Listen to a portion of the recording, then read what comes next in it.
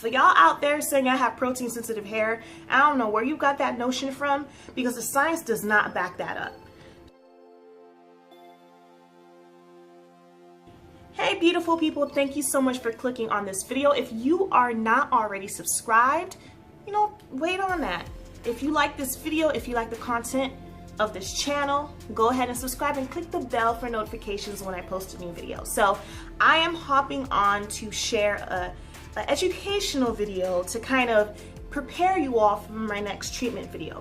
You guys seen that I updated my treatment routine. You know, I do a highly rich protein treatment to help me with my brittleness or my dryness.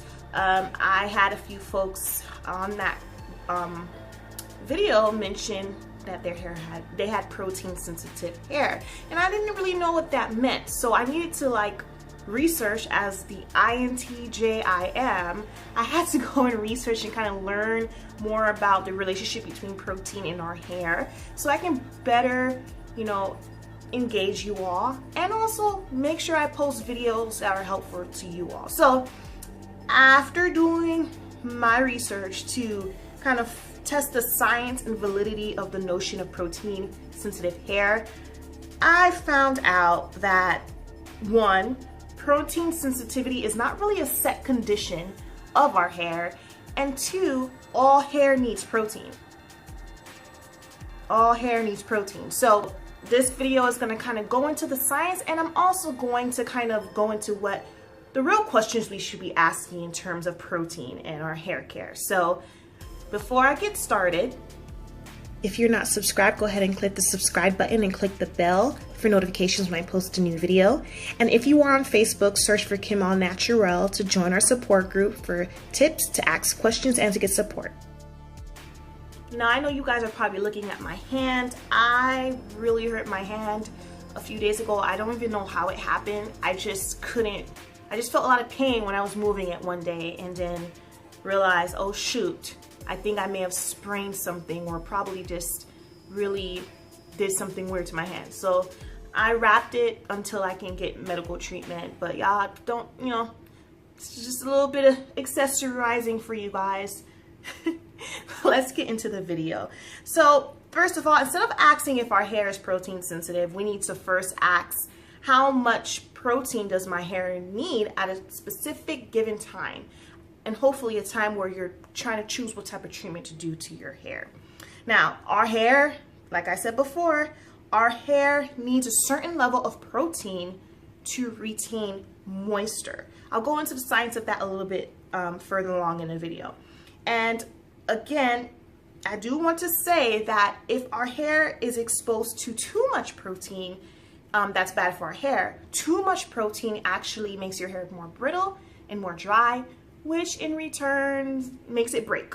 Again, yes, protein helps maintain moisture, but again, too much protein is detrimental, and also too much moisture is detrimental. So a hair that's overly exposed with moisture will become extremely frizzy and elastic to the point that it will break. So too much protein, too much moisture, both of those things are bad. So the real question we really need to be asking ourselves is, how do we maintain a healthy balance of protein and moisture in our hair to maintain healthy hair? So that question, I can't really answer it right now because that requires more research on my part. And your girl graduated grad school. Research is not something that I get excited to do. So I actually have to set time aside to kind of research that a little bit more, to give you guys some more videos and content about what I've learned in my research.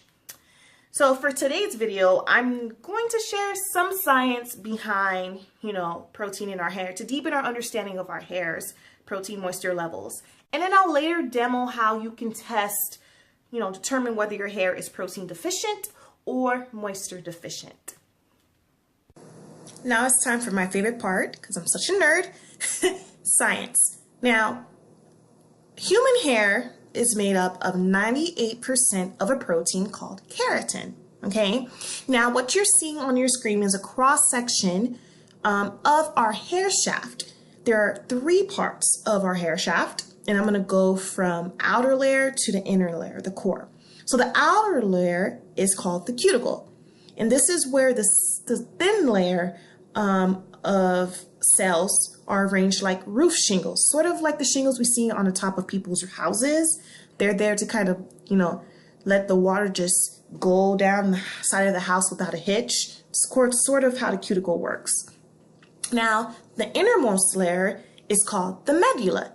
The medulla, which is the core, contains loose cells and air spaces. The middle layer is called the cortex. Now, the cortex is made up of densely packed keratin, okay? Now that we've kind of understood what each layer is made of and consists of, I kind of want to make some disclaimers.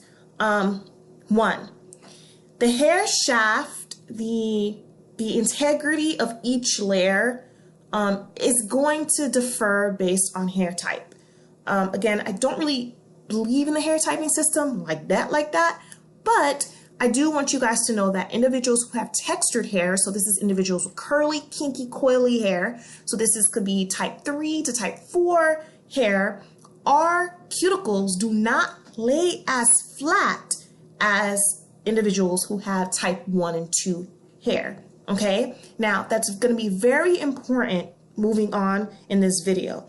Now, the cuticle, again, think of the shingles on top of a house and how it protects the house from water, like rain or sleet or whatever, from permeating into the roof of the house. So that's sort of the role of the cuticle. Now, I do want to pinpoint that, our cuticle, this is an animated version of our cuticle and our cortex. You're not really going to see the medulla. You can just look, you see this black part in the middle, act like that's the medulla, right? So the major parts of our hair shaft that determines the health, our protein and moisture levels in our hair is our cuticle and our cortex. So that's what I'm going to focus on in this section. So on the left, we see an undamaged, example of undamaged hair and an undamaged cuticle. Again, I'm going to reiterate, our hair shafts do not lay as flat as individuals with type 1 and 2 hair. So individuals with textured, whether that's coily, curly, or kinky hair, our cuticles do not lay as flat. Okay, now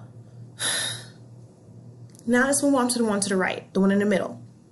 This is an example of a damaged cuticle. This is a damaged cuticle that has, been susceptible to normal wear and tear. So this is through combing, through brushing, through manipulation. So the more you touch your hair, the more you manipulate, the more you comb, the more you brush, the more damage you're going to do to your cuticle. Now, the cuticle can be damaged many ways. One, cuticle shafts can break. 2, cuticle shafts can get holes punched in them. And yeah, so that's how our cuticle shafts can be damaged. Now, hydrolyzed protein is a temporary way to patch these missing hair shafts. So I'm going to use a whole different analogy to kind of help my individuals who are into really science in the brain. Now, let's think about receptors in the brain. Let's say someone took dopamine, the dopamine receptors, right? Let's say someone took LSD or some drug that inspires dopamine, right? So what happens is that drug literally lights up the dopamine receptors in the brain, okay? Now, it takes the place of what naturally induced dopamine would take. So it creates that high.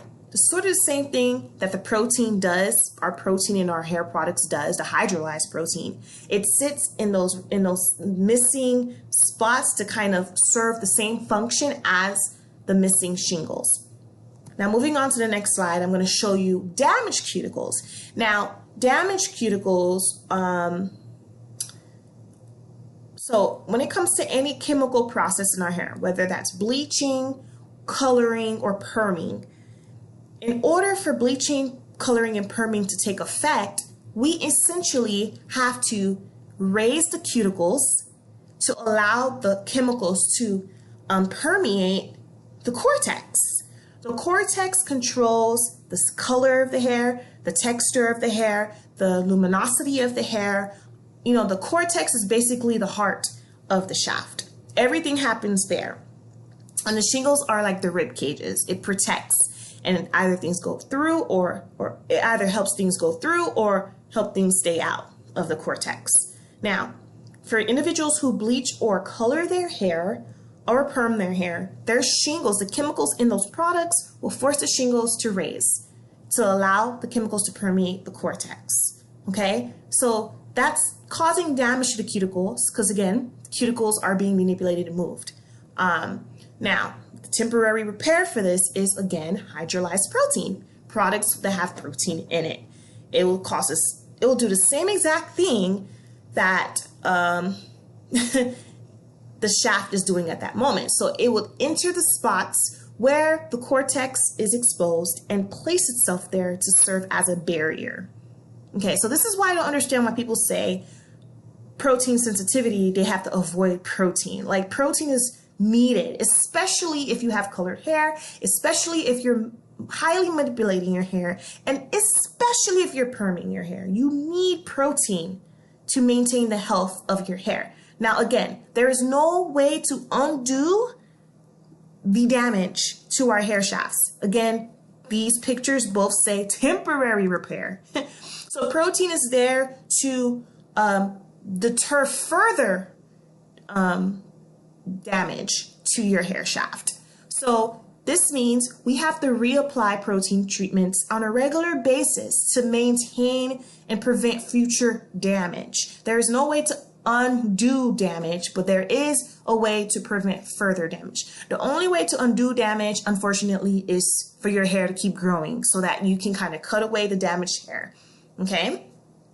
Now, again, like I said, individuals who perm, bleach their hair are susceptible to increased protein loss. A study even proves this. It says, our study, based on the above procedure, so the procedure in which they use to test the different type of human hair and to test their protein levels, through that, I read this study, blah, blah, blah, blah. I'm just reading you guys the conclusion. It says, demonstrates that significant differences in total protein loss can be observed between undamaged hair and hair damaged by various treatments, including bleaching and perming.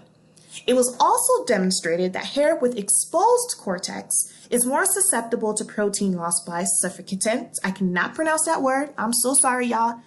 Surfactants. It just does not flow out my mouth. Than hair with an intact cuticle. So I already mentioned the issue with individuals who bleach and perm their hair. You're going to be susceptible to protein loss. It is what it is. Now, the second sentence, this is where individuals with textured hair, whether that's kinky, whether that's coily, whether that's curly hair, this is where we have to step up with our hair care. It says individuals with exposed cortex, again, that's the middle portion of the hair in which the cuticles actually protect. So ours are more exposed because ours do not lay as flat as individuals with type 1 or type 2 hair.